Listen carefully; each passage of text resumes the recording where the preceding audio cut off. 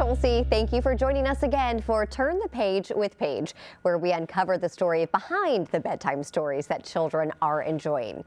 Gourmet and popcorn might not be two things that you automatically think go together, but a St. Louis man has made a successful business out of just that. And now he is venturing into the world of children's books. From Pop Pop Hurray's Tony Davis comes Poppi the Panda Needs a Birthday Cake. Young readers will delight as Poppi's journey unfolds through a whimsical world, introducing a cast of lovable friends who accompany Poppi on his quest to make a birthday cake. The charming book celebrates friendship and imagination. And Tony joins us today in studio to talk about his story. Yeah. Always good to catch up with you. You're a busy guy. Man, I am, but I'm always good to be here and love to sit with you, Paige. Thank you. I'm excited. We're going to talk much more about that famous popcorn in just a minute. But first, why a children's book, Tony? Man, so I'm an avid advocate for like youth literacy and youth reading. So we work with like local organizations like Ready Readers. So I had the idea to possibly write a book. We had Poppi the Panda, which you know is our mascot.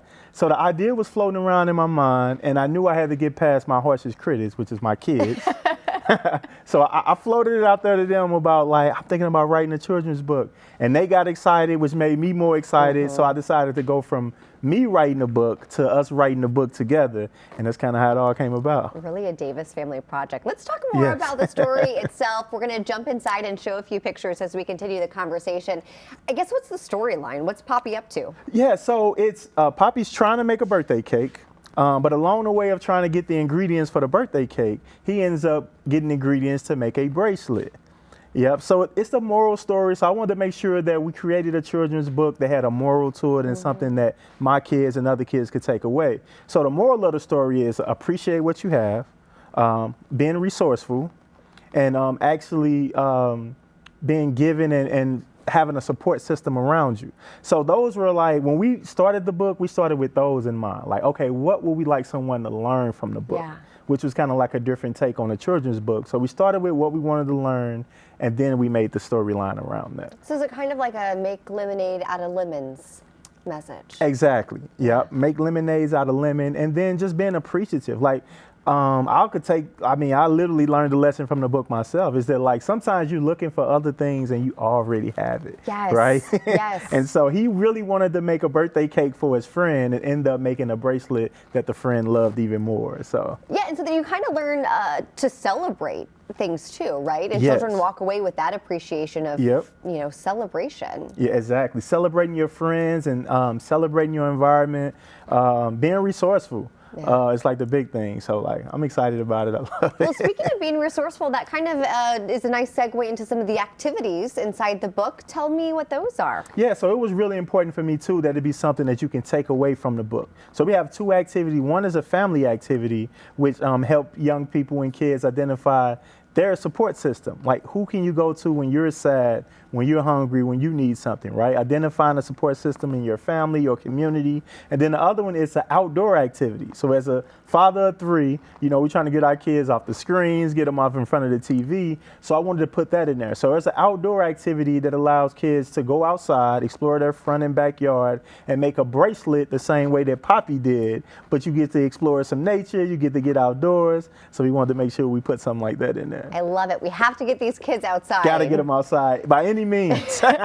Okay, we've talked about it a little bit. Your family is just so beautiful. They're adorable. Thank you. I have to talk more about how this was a family venture and how your kids really, it's like you combined your imaginations. Yes. Yeah, so like when I first came with the idea, they jumped on board like it needs this, it needs that. Then they kind of became our sounding board. Then it became our co-authors. Then it became like the full inspiration. Like, so, we really went through Barnes and Nobles and different bookstores, looking at other books.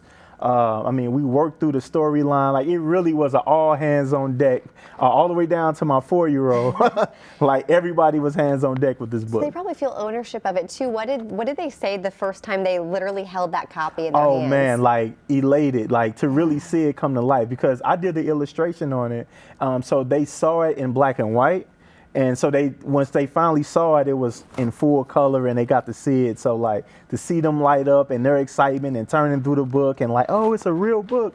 And so man, I was sold. I was through the moon just off seeing that. I'm always blown away when someone can write and illustrate a story. Are you a natural artist, or is that a talent that you developed? I kind of developed. I've always been an entrepreneur, as you know, and so like I have a marketing background, and so I do different marketing and brand development, but I never done any illustration in a book. I mean, so it just kind of started with trying to get a cover done, and then page by page, and before you know it, I was illustrating it. But look at that great lesson that you taught your kids along the way. Oh, yes. Yeah. Okay, so author, illustrator, dad, entrepreneur. Yes.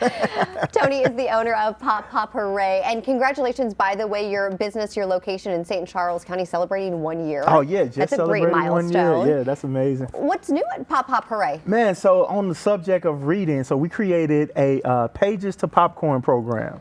Yep, so it's kind of like the Pizza Hut book it program, if you remember that. Yes! So, so if you do a book report, you could bring it in and get a free bag of popcorn. I love that! Yeah, so we just launching that initiative, so that's a great thing. So books, reading, popcorn, I'm all in. And now I'm craving that like personal pan pizza from Pizza Hut from back in the days. But I think popcorn's a good replacement. Yeah, it's a good one. Okay, so kids are going to be looking for some other stories to read to earn that bag of popcorn. Oh, yes. Can you give them some ideas? Is there another story from your childhood that you love? I've always been a big fan, of course, Clifford the Big Red Dog. Yeah. I'm a big Bernstein Bears guy. I've read so many Bernstein Bears books. So those are like my top 2 books.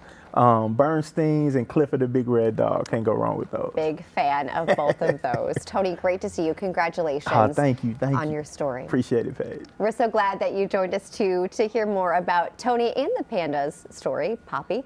We hope that you will stay tuned here to KMOV's YouTube channel for our next episode of Turn the Page with Paige.